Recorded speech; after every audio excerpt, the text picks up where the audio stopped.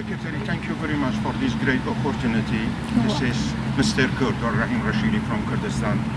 When you are talking to the farmers, what do they tell you that they appreciated about President Trump? Oh, what a wonderful, lovely question. Thank you for that. Here's what I'll say.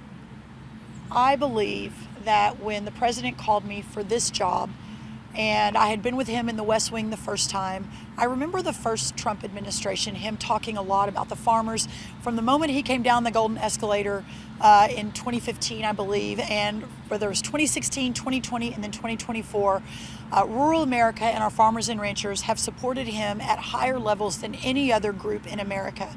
And it's really interesting to think he's a billionaire from New York City who lives in a gold-plated penthouse, and he ends up being the president who has been most focused, at least in my lifetime, perhaps since Abraham Lincoln, who has been most focused on agriculture and rural America and reviving that part of our country.